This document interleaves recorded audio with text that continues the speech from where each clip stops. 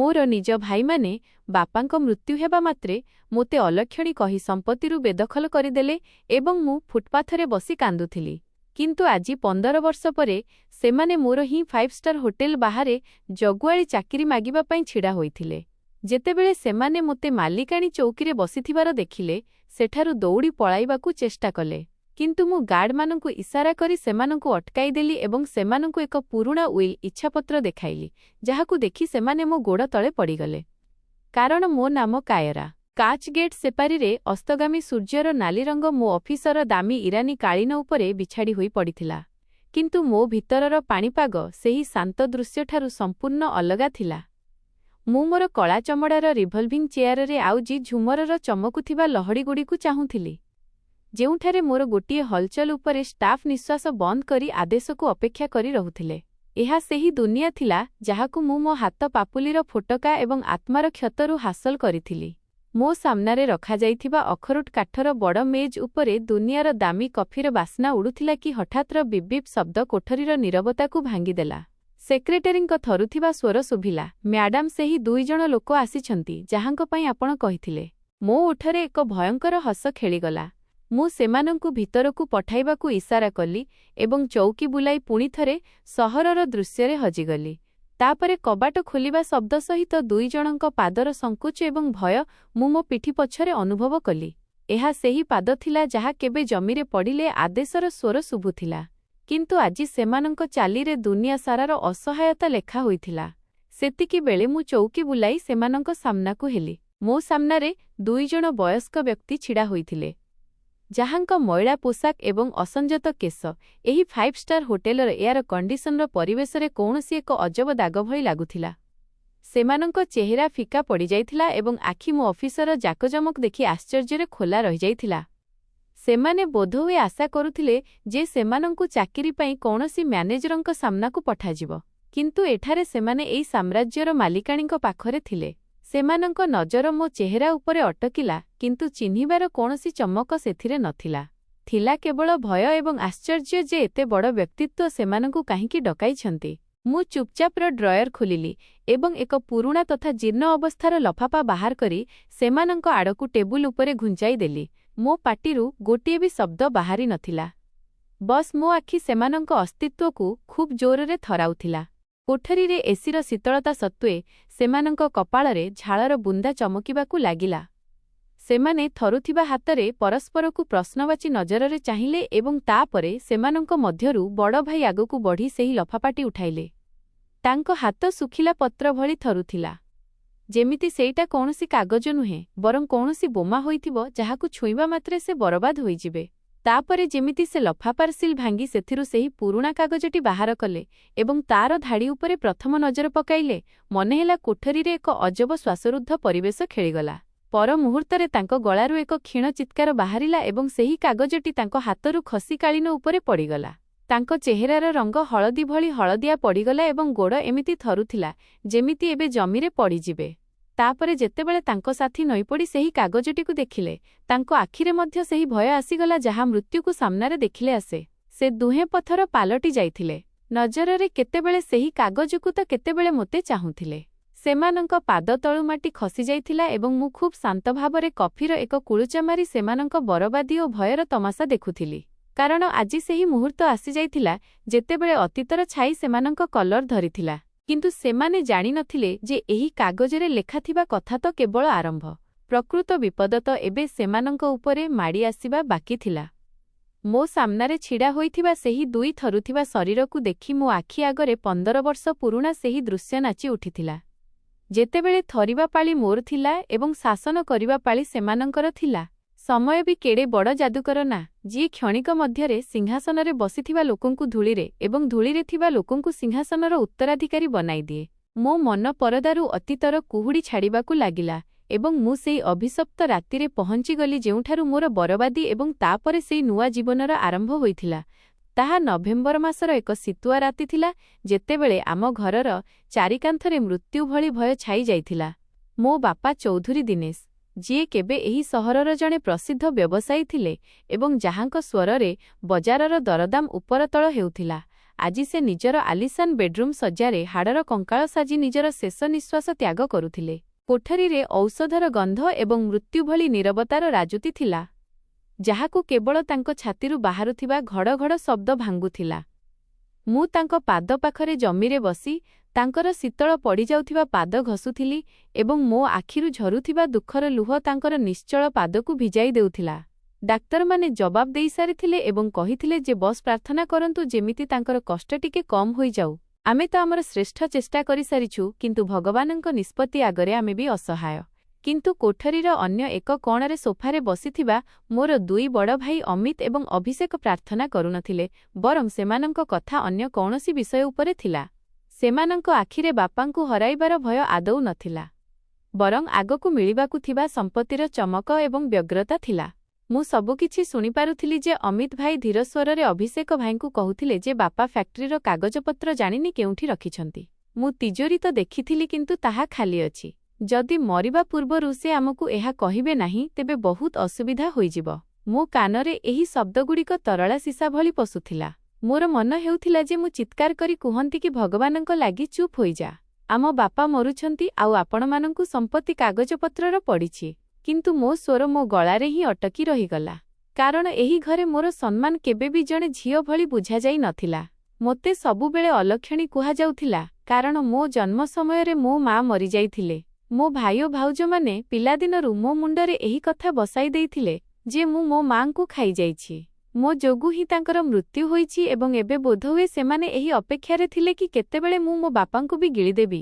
ହଠାତ୍ ବାପାଙ୍କ ନିଶ୍ୱାସ ପ୍ରଶ୍ୱାସ ବାଧାପ୍ରାପ୍ତ ହେଲା ଏବଂ ତାଙ୍କ ଶରୀର ଶକ୍ତ ହେବାକୁ ଲାଗିଲା। ତ ମୁଁ ବିକଳ ହୋଇ ଉଠିଲି ଏବଂ ତାଙ୍କ ମୁଣ୍ଡ ପାଖରେ ଯାଇ ବସିପଡ଼ିଲି। ବାପା ବାପା, ଆପଣଙ୍କର କ'ଣ ହେଉଛି? ମୁଁ କାନ୍ଦି କାନ୍ଦି ତାଙ୍କୁ ହଲେଇଲି ତ ତାଙ୍କ ଆଖି ଖୋଲିଲା ଏବଂ ସେଥିରେ ଏକ ଅଜବ ଅସହାୟତା ଥିଲା। ସେ କିଛି କହିବାକୁ ଚାହୁଁଥିଲେ, କିନ୍ତୁ ଶବ୍ଦ ତାଙ୍କ ଗଳାର ସାଥି ଦେଉନଥିଲା। ସେଇ ଥରୁଥିବା ହାତରେ ମୋ ହାତ ଧରିବାକୁ ଚେଷ୍ଟା କଲେ। ତାଙ୍କର ଧରିବା ଶକ୍ତି ଦୁର୍ବଳ ଥିଲା, କିନ୍ତୁ ସେଥିରେ ଏକ ରହସ୍ୟ ଥିଲା, ଏକ ମିନତି ଥିଲା। ବୋଧହୁଏ ସେ ମୋତେ କିଛି କହିବାକୁ ଚାହୁଁଥିଲେ, କିମ୍ବା ବୋଧହୁଏ ସେ ମୋଠାରୁ କ୍ଷମା ମାଗିବାକୁ ଚାହୁଁଥିଲେ କି ମୋତେ ଏହି ବିଲୁଆମାନଙ୍କ ମଝିରେ ଏକା ଛାଡ଼ି ଯାଉଛନ୍ତି। ଏବେ ମୁଁ ନଇପଡ଼ି ତାଙ୍କ ଓଠ ହଲିବାର କିଛି ଅଙ୍ଗଭଙ୍ଗୀ ବୁଝିବାକୁ ଚେଷ୍ଟା କରୁଥିଲି କି ହଠାତ୍ ଅମିତ ଭାଇ ମୋତେ ବାହୁରୁ ଧରି ପଛକୁ ଟାଣି ଦେଇଥିଲେ। ଘୁଞ୍ଚ କାୟରା, ବାପାଙ୍କୁ ନିଶ୍ୱାସ ତ ନେବାକୁ ଦିଅ। ତୁମେ ତାଙ୍କ ଉପରକୁ କାହିଁକି ମାଡ଼ି ଯାଉଛ? ସେ କଠୋର ଭାବେ ମୋତେ ଧକ୍କା ଦେଇଦେଲେ ଏବଂ ନିଜେ ବାପାଙ୍କ ଚେହେରା ପାଖକୁ ସମ୍ପୂର୍ଣ୍ଣ ନେଇପଡ଼ିଲେ। କିନ୍ତୁ ତାଙ୍କ ଲକ୍ଷ୍ୟ ବାପାଙ୍କୁ ନିଶ୍ୱାସ ଦେବା ନଥିଲା। ମୁଁ ଦେଖିଲି କି ଅମିତ ଭାଇ ବାପାଙ୍କ କାନ ପାଖକୁ ମୁହଁ ନେଇ ବହୁତ ଧୀର ସ୍ୱରରେ କହୁଥିଲେ କି ବାପା, ସେହି ଦୋକାନ କାଗଜ ଆଉ ଲକର ଚାବି କେଉଁଠି ରଖାଯାଇଛି? ବାପା, କିଛି ତ କୁହନ୍ତୁ। ଏହି ଦୃଶ୍ୟ ସତରେ ଏତେ ଭୟଙ୍କର ଥିଲା ଯେ ମୋ ଆତ୍ମା ଥରିଗଲା। ଜଣେ ମୃତ୍ୟୁମୁଖରେ ଥିବା ମଣିଷ ପାଖରୁ ତାଙ୍କର ଶେଷ ନିଶ୍ୱାସ ସମୟରେ ବି ଦୁନିଆର ହିସାବ କିତାବ ମଗାଯାଉଥିଲା। ସେତିକିବେଳେ ବାପାଙ୍କ ଆଖିରୁ ଏକ ଲୁହ ଟୋପା ଖସି କାନ ପାଖକୁ ବୋହିଗଲା। ସେ ନିଜ ନଜର ଅମିତ ଭାଇଙ୍କ ଚେହେରାରୁ ହଟାଇ ମୋ ଆଡ଼କୁ କଲେ। ତାଙ୍କ ଆଖିରେ ବହୁତ କଷ୍ଟ ଏବଂ ଏକ ଅଜଣା ଭୟ ଦେଖାଯାଉଥିଲା। ତାପରେ ସେ ସବୁ ଶକ୍ତି ଏକାଠି କରି ନିଜ ଆଙ୍ଗୁଠିରେ ଥିବା ଏକ ପୁରୁଣା ଆଲମାରୀ ଆଡ଼କୁ ଇସାରା କରିବାକୁ ଚେଷ୍ଟା କଲେ। କିନ୍ତୁ ସେ ହାତ ଉଠାଇବା ପୂର୍ବରୁ ତାଙ୍କ ଶରୀରକୁ ଏକ ଜୋରଦାର ଝଟକା ଲାଗିଲା। ସାଙ୍ଗେ ସାଙ୍ଗେ ଗଳାରୁ ଏକ ଅଜବ ଶବ୍ଦ ବାହାରିଲା ଏବଂ ତାପରେ ବେକ ଏକ ପାଖକୁ ଢଳି ପଡ଼ିଲା।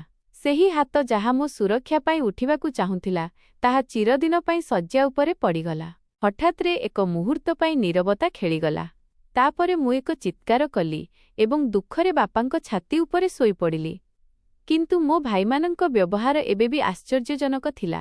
ଅଭିଷେକ ଭାଇ ତୁରନ୍ତ ଆଗକୁ ବଢ଼ି ବାପାଙ୍କ ନାଡ଼ି ଚେକ୍ କରି ଦେଖିଲେ ଏବଂ ତାପରେ ଅମିତ ଭାଇଙ୍କ ଆଡ଼କୁ ଯାଇ ମୁଣ୍ଡକୁ ନାରେ ହଲାଇଲେ।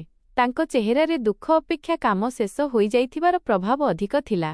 ପର ମୁହୂର୍ତ୍ତରେ ସେ ଦୁହେଁ କାନ୍ଦ ବୋବାଲି ଆରମ୍ଭ କରିଦେଲେ, ଯେମିତି ବାହାରେ ଥିବା ଚାକର ଓ ସମ୍ପର୍କୀୟମାନେ ସେମାନଙ୍କ ଦୁଃଖ ଅନୁଭବ କରିପାରିବେ କି ସେମାନେ, ଯେଉଁମାନେ କିଛି ସମୟ ପୂର୍ବରୁ ଲକର ଚାବି ପାଇଁ ଝଗଡ଼ା କରୁଥିଲେ, ଏବେ ସେମାନେ ଏତେ ଖରାପ ଭାବେ କାନ୍ଦୁଥିଲେ କି ଆମ ବାପା ଆମକୁ ଛାଡ଼ି ଚାଲିଗଲେ, ଆମ ମୁଣ୍ଡ ଉପରୁ ତାଙ୍କ ଛାଇ ହଟିଗଲା। ତାଙ୍କର ଏହି କଥା ଉପରେ ମୋର ଇଚ୍ଛା ହେଉଥିଲା କି ମୁଁ କିଛି କୁହନ୍ତି, କିନ୍ତୁ ମୁଁ ଅସହାୟ ଥିଲି। ମୁଁ ଏହି ଘରର ଏକ ନିରୀହ ଅସହାୟ ଝିଅ ଥିଲି, ଯାହାର କୌଣସି ସ୍ୱର ନଥିଲା। ସେହି ରାତି ମୋ ପାଇଁ ବହୁତ କଷ୍ଟଦାୟକ ଥିଲା। ଘରେ ଲୋକଙ୍କ ଭିଡ଼ ଜମିଗଲା। ସମ୍ପର୍କୀୟମାନେ ଏକାଠି ହେବାକୁ ଲାଗିଲେ। ପ୍ରତ୍ୟେକ ଆସୁଥିବା ଯାଉଥିବା ଲୋକ ଦୁଃଖ ପ୍ରକାଶ କରୁଥିଲେ। କିନ୍ତୁ ସାଙ୍ଗେ ସାଙ୍ଗେ ମୋ ଆଡ଼କୁ ଚାହିଁ କଥା ମଧ୍ୟ କରୁଥିଲେ। ମୁଁ ମୋ କାନରେ ପିଉସଙ୍କୁ କହୁଥିବାର ଶୁଣିଲି କି ଆରେ ଏହା ବହୁତ ଅଲକ୍ଷଣୀ ଝିଅ। ଆଗେ ଜନ୍ମ ହୋଇ ନିଜ ମାଆଙ୍କୁ ଖାଇଯାଇଥିଲା ଆଉ ଏବେ ବାପାଙ୍କୁ। ବିଚରା ବହୁତ କଷ୍ଟରେ ଏହାକୁ ପାଳିପୋଷି ବଡ଼ କରୁଥିଲେ। ଏବେ ଶେଷରେ ତାଙ୍କୁ ବି ନେଇ ବୁଡ଼ାଇଲା। ଏହି କଥାଗୁଡ଼ିକ ମୋ କ୍ଷତରେ ଲୁଣ ଛିଞ୍ଚିବା ଭଳି ଥିଲା। କିନ୍ତୁ ମୋତେ ମୋ ବାପାଙ୍କ ଚାଲିଯିବାର ଦୁଃଖ ଏତେ ଥିଲା ଯେ ମୋତେ ବଦନାମର ଚିନ୍ତା ନଥିଲା। ମୋତେ ମୋ ବାପାଙ୍କ କଥା ଏତେ ମନେ ପଡ଼ୁଥିଲା ଯିଏକି ଭାଇମାନଙ୍କ ନଜରରୁ ଲୁଚିକରି ମୋତେ ଟଙ୍କା ଦେଉଥିଲେ, ଯିଏ ମୋତେ କହୁଥିଲେ କି କାୟରା ତୁମେ ମୋର ଝିଅ ନୁହେଁ ମୋର ପୁଅ। କିନ୍ତୁ ଆଜି ସେହି ହୃଦୟ ଭାଙ୍ଗି ଯାଇଥିଲା। ତାଙ୍କ ଅନ୍ତ୍ୟେଷ୍ଟି କ୍ରିୟା ଦିନ ଭାଇ ଓ ଭାଉଜଙ୍କ ବ୍ୟବହାର ମୋ ପ୍ରତି ଆହୁରି ଥଣ୍ଡା ହୋଇଗଲା। ବାପା ମରିବାର ମାତ୍ର କିଛି ସମୟ ବିତିଥିଲା କି ସମ୍ପତ୍ତି ଭାଗବଣ୍ଟା କଥା ହେବାକୁ ଲାଗିଲା। କିଛି ଦିନର ତୁରନ୍ତ ପରେ ସେହି ଦିନଟି ବି ଆସିଗଲା ଯାହାକୁ ମୁଁ ଭୟ କରୁଥିଲି। ସନ୍ଧ୍ୟା ସମୟ ଥିଲା ଏବଂ ଆମେ ସମସ୍ତେ ବସିଥିଲୁ। ଅମିତ ଭାଇ ଏବଂ ଅଭିଷେକ ଭାଇଙ୍କ ସହିତ ସେମାନଙ୍କ ପତ୍ନୀ ମେଘା ଏବଂ କାଜଲ ମଧ୍ୟ ଉପସ୍ଥିତ ଥିଲେ ଏବଂ ମେଜ ଉପରେ ଓକିଲ ସାହେବ କିଛି କାଗଜପତ୍ର ବିଛାଇ ବସିଥିଲେ। ଓକିଲ ସାହେବ କହିଲେ କି ବାପା ମରିବା ପୂର୍ବରୁ କୌଣସି ବି ଉଇଲ୍ ଇଚ୍ଛାପତ୍ର ରେଜିଷ୍ଟ୍ରି କରାଇ ନଥିଲେ କିମ୍ବା ଅନ୍ତତଃ ତାଙ୍କୁ ସେମିତି ହିଁ ଲାଗୁଥିଲା, ତେଣୁ ସମ୍ପତ୍ତି ଆଇନ ଅନୁସାରେ ଭାଗ ହେବାକୁ ପଡ଼ିବ। ସଙ୍ଗେ ସଙ୍ଗେ ଭାଇମାନଙ୍କ ଚେହେରାରେ ଆଶ୍ୱସ୍ତି ଆସିଗଲା, କାରଣ ସେମାନେ ଜାଣିଥିଲେ କି ବ୍ୟବସାୟ ଏବଂ ସମ୍ପତ୍ତି ଉପରେ ଯା ସେମାନଙ୍କର ହିଁ ଅଛି। କିନ୍ତୁ ସମସ୍ୟା କେବଳ ମୁଁ ଥିଲି। ମୁଁ ଯେବେ ଏହି ଘରେ ଏକ ଅଦରକାରୀ ଜିନିଷ ପାଲଟି ସାରିଥିଲି। ଅମିତ ଭାଇ ଗଳା ସଫା କରି କଥା ଆରମ୍ଭ କଲେ କି ଦେଖେ କାୟରା, ବାପାଙ୍କ ଚାଲିଯିବା ପରେ ପରିସ୍ଥିତି ବହୁତ ବଦଳି ଯାଇଛି। ଆମକୁ ବ୍ୟବସାୟରେ ବହୁତ କ୍ଷତି ହେଉଛି ଏବଂ କରଜ ବି ବହୁତ ଅଛି। କିନ୍ତୁ ଏହା ସମ୍ପୂର୍ଣ୍ଣ ମିଛ ଥିଲା କାରଣ ମୁଁ ଜାଣିଥିଲି କି ଫ୍ୟାକ୍ଟ୍ରି ଦୁଇଗୁଣା ଭଲ ଲାଭ ଦେଉଥିଲା। ସେ ଆହୁରି କହିଲେ କି ଏହି ଘର ବହୁତ ବଡ଼ ଏବଂ ଏହାର ଖର୍ଚ୍ଚ ଆମ ଦ୍ୱାରା ଉଠାଯାଇପାରୁନି, ତେଣୁ ଆମେ ଭାବୁଛୁ କି ଏହାକୁ ବିକ୍ରି କରି କୌଣସି ଛୋଟ ଘର ନେଇଯିବୁ ଆଉ ପରେ ବ୍ୟବସାୟରେ ଟଙ୍କା ଲଗାଇବୁ। ମୋ ହୃଦୟ ଜୋରରେ ଧଡ଼ଧଡ଼ ହେବାକୁ ଲାଗିଲା। ମୁଁ ଡରି ଡରି ପଚାରିଲି କି ତେବେ ଭାଇ ମୋର କ'ଣ ହେବ? ମୁଁ କେଉଁଠାକୁ ଯିବି? ମୋ କଥା ଶୁଣି କାଜଲ ଭାଉଜ ହସିବାକୁ ଲାଗିଲେ। ଆରେ ୱା, ପ୍ରଶ୍ନ ତ ଦେଖ ତୁମର କ'ଣ ହେବ? କ'ଣ ମାନେ? ତୁମେ ଏବେ କୌଣସି ଛୋଟ ପିଲା ତ ନୁହେଁ। କାୟରା ପୂରା 25 ବର୍ଷର ହୋଇଗଲାଣି। କେହି ତୁମର ବୋଝ ଏବେ ସାରା ଜୀବନ ତ ଉଠାଇ ପାରିବେ ନାହିଁ ଏବଂ ସେମିତି ବି ତୁମର ଅଲକ୍ଷଣୀ ଗୁଣ ଯୋଗୁଁ ଏହି ଘରୁ ସବୁ ଖୁସି ପୂର୍ବରୁ ହିଁ ଚାଲିଗଲାଣି। ଯେପର୍ଯ୍ୟନ୍ତ ତୁମେ ଏଠାରେ ରହିବ, ଆମ ମୁଣ୍ଡ ଉପରେ ବିପଦ ମାଡ଼ି ଆସୁଥିବ। ସେହି ମୁହୂର୍ତ୍ତରେ ମୁଁ ଭାଇଙ୍କ ଆଡ଼କୁ ଆଶାଭରା ନଜରରେ ଚାହିଁଲି। କିନ୍ତୁ ସେ ଆଖି ଚୋରାଇ ନେଲେ। ଅମିତ ଭାଇ କଠୋର ସ୍ୱରରେ କହିଲେ କି ଦେଖ କାୟରା, ସାଫ୍ ଆଉ ସିଧା କଥା ହେଉଛି କି ଆମେ ତୁମକୁ ଏହି ଘରେ ରଖିପାରିବୁ ନାହିଁ, ତେଣୁ ତୁମ ପାଇଁ ଏହା ହିଁ ଭଲ ହେବ କି ତୁମେ ନିଜର କିଛି ବ୍ୟବସ୍ଥା କରିନିଅ। ଆମେ ତୁମକୁ କିଛି ଟଙ୍କା ଦେଇଦେବୁ, ଯେମିତି ତୁମେ କେଉଁଠି ମୁଣ୍ଡ ଗୁଞ୍ଜି ପାରିବ। କିନ୍ତୁ ଆମ ସହିତ ତୁମର ରହିବା ଏବେ ସମ୍ଭବ ନୁହେଁ। ଏହା ଶୁଣି ମୋ ପାଦ ତଳୁ ମାଟି ଖସିଗଲା। ଭାଇ, ଆପଣ ଏହା କ'ଣ କହୁଛନ୍ତି? ଏହା ମୋର ବି ତ ଘର। ମୁଁ ଆପଣଙ୍କର ନିଜ ଭଉଣୀ। ମୁଁ ଭଲ କେଉଁଠାକୁ ଯିବି? ମୋର ତ ଏହି ଦୁନିଆରେ ଆପଣମାନଙ୍କ ଛଡ଼ା କେହି ବି ନାହାନ୍ତି। ମୁଁ ତାଙ୍କ ଗୋଡ଼ ତଳେ ପଡ଼ିଗଲି। ମୁଁ ମେଘା ଭାଉଜଙ୍କ ପଣତ କାନି ଧରି ପକାଇଲି। ଭାଉଜ, ଭଗବାନଙ୍କ ଲାଗି ମୁଁ ଆପଣଙ୍କ ଘରର ଚାକରାଣୀ ହୋଇ ରହିଯିବି। କିନ୍ତୁ ମୋତେ କେଉଁ ଏକ କୋଣରେ ପଡ଼ି ରହିବାକୁ ଦିଅନ୍ତୁ। ମୋତେ ଘରୁ ବାହାର କରନ୍ତୁ ନାହିଁ। ବାହାର ଦୁନିଆ ବହୁତ ନିଷ୍ଠୁର। କିନ୍ତୁ ସେମାନଙ୍କ ପଥର ହୃଦୟ ତରଳିଲା ନାହିଁ ଏବଂ ମେଘା ଭାଉଜ ଘୃଣାରେ ନିଜ ପଣତ ମୋଠାରୁ ଛଡ଼ାଇ ନେଲେ। ତାପରେ କହିଲେ କି ଚାକରାଣୀ? ଆମର କୌଣସି ଚାକରାଣୀ ଦରକାର ନାହିଁ ଏବଂ ସେମିତି ବି ତୁମ ଭଳି ଅଲକ୍ଷଣୀ ଛାଇ ଘରେ ଥିଲେ ଖୁସି ଆସେ ନାହିଁ। ତୁମେ ତ ନିଜ ବାପା ମାଙ୍କୁ ବି ଛାଡ଼ିଲନି। ଆମ ପିଲାମାନଙ୍କୁ କ'ଣ ଛାଡ଼ିବ? ସେହି ରାତିରେ ମୋତେ ଅନୁଭବ ହେଲା କି ରକ୍ତର ସମ୍ପର୍କ କେବଳ ସେତେବେଳ ପର୍ଯ୍ୟନ୍ତ ରକ୍ତର ସମ୍ପର୍କ ହୋଇଥାଏ ଯେପର୍ଯ୍ୟନ୍ତ ସେଥିରେ ଫାଇଦା ମିଶିଥାଏ। ଆଉ ଯେତେବେଳେ ଫାଇଦା ଆସିଯାଏ, ଏସବୁ ପାଣିଠାରୁ ବି ଶସ୍ତା ହୋଇଯାଏ। ଭାଇମାନେ ମୋତେ ଚରମ ସୀମା ଦେଇଦେଲେ କି କାଲି ସକାଳ ସୁଦ୍ଧା ମୁଁ ଏହି ଘର ଛାଡ଼ିଦିଏ, ନଚେତ୍ ସେମାନେ ମୋତେ ଧକ୍କା ଦେଇ ବାହାର କରିଦେବେ। ମୁଁ ସାରା ରାତି ନିଜରେ, ଯାହା ଏବେ ମୋର ହୋଇନଥିଲା, କାନ୍ଦିବାକୁ ଲାଗିଲି। ମୁଁ ବାପାଙ୍କ ଫଟୋକୁ ଛାତିରେ ଲଗାଇଲି ଏବଂ ତାଙ୍କୁ ଅଭିଯୋଗ କରୁଥିଲି କି ଆପଣ ମୋତେ କାହିଁକି ଛାଡ଼ି ଚାଲିଗଲେ? ମୁଁ ତ ଏକା ହୋଇଗଲି। ଏଠାରେ ସମସ୍ତେ ପର। ନିଜ ଭାଇ ବି ଆପଣାର ନୁହନ୍ତି।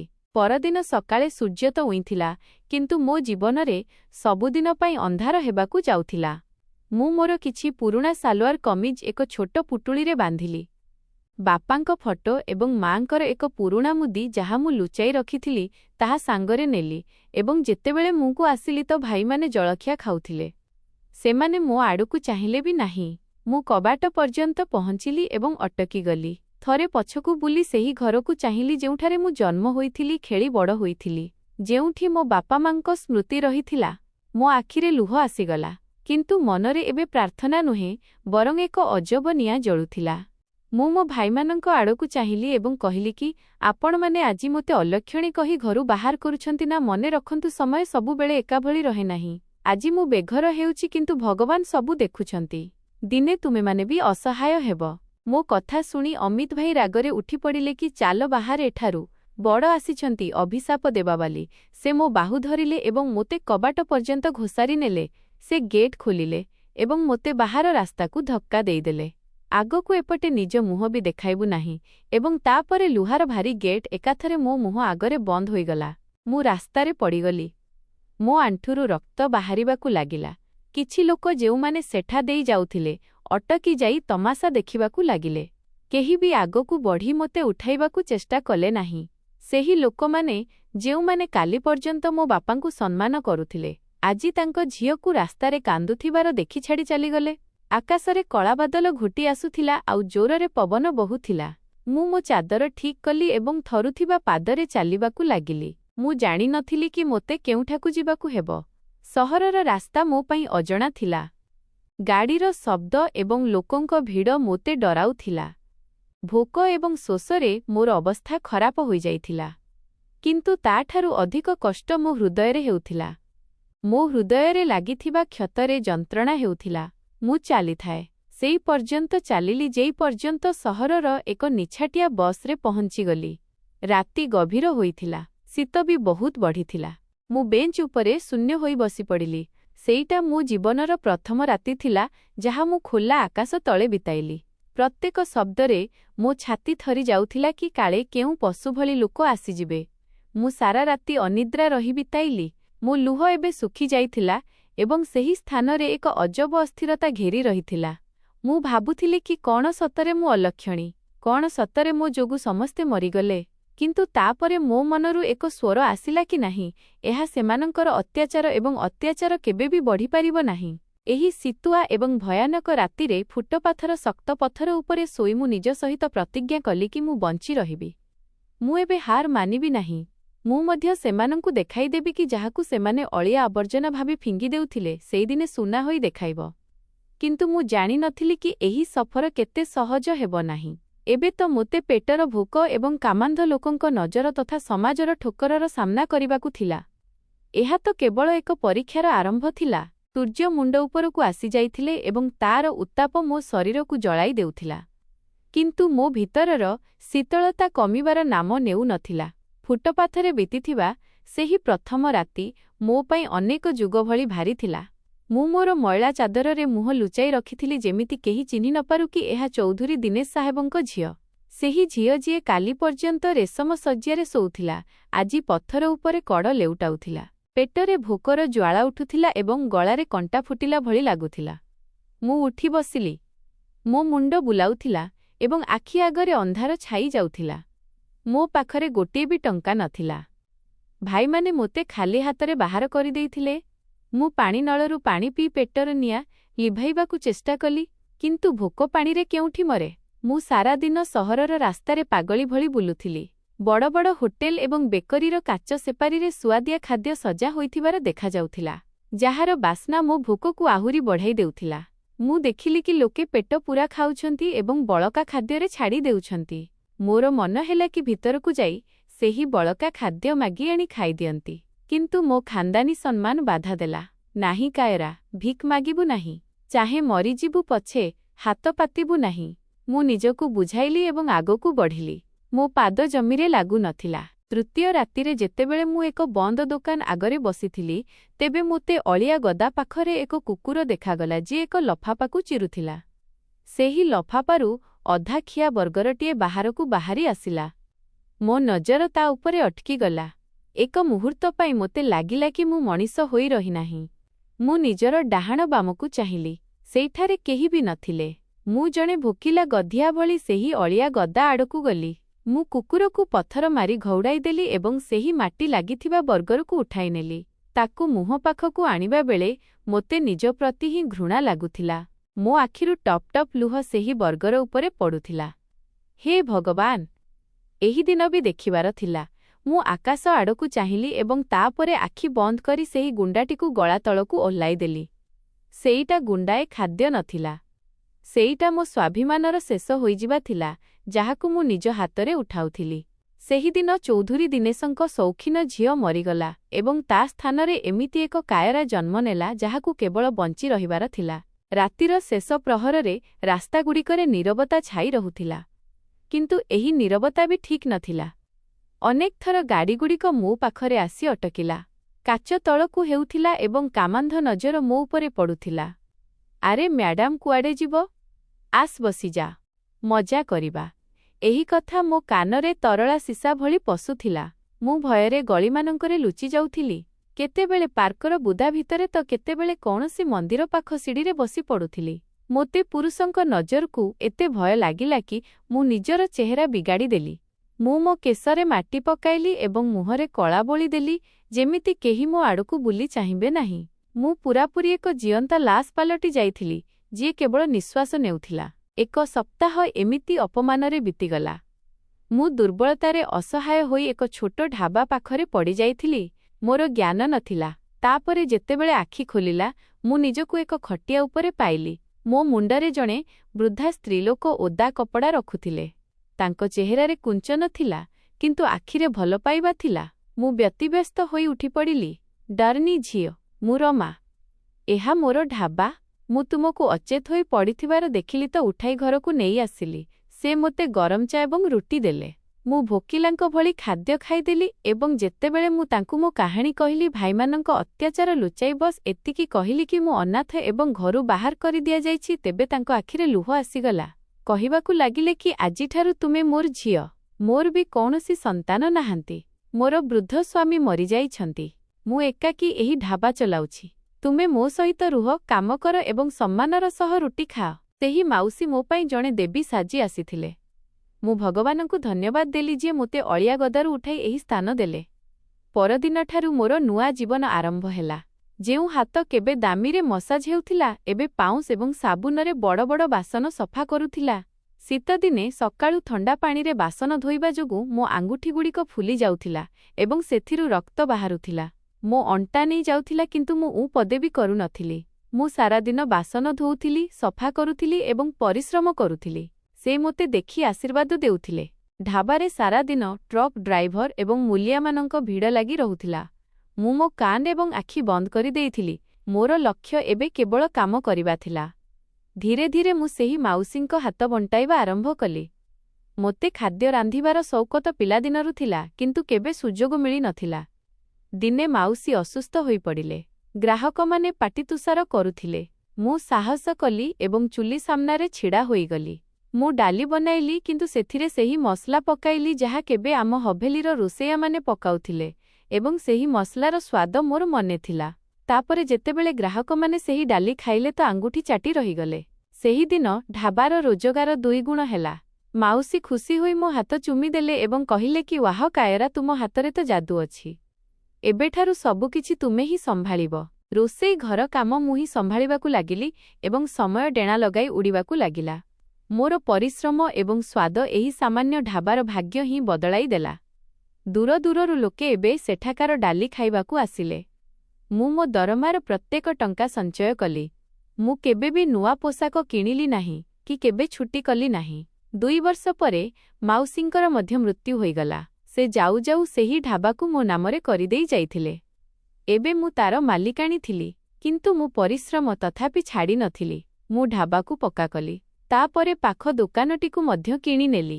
ମୁଁ ସକାଳ 5ଟାରେ ଉଠି ଯାଉଥିଲି ଏବଂ ରାତି 9ଟା ପର୍ଯ୍ୟନ୍ତ କାମ କରୁଥିଲି। ମୋ ମୁଣ୍ଡରେ ଭାଇମାନଙ୍କର ସେହି ଶବ୍ଦ ଗୁଞ୍ଜରିତ ହେଉଥିଲା କି ତୁମେ ଅଲକ୍ଷଣୀ। ମୁଁ ସେହି ଶବ୍ଦଗୁଡ଼ିକୁ ଭୁଲ ପ୍ରମାଣିତ କରିବାର ହିଁ ଯୁଦ୍ଧ ଲଢ଼ୁଥିଲି। 5 ବର୍ଷ ବିତିଗଲା।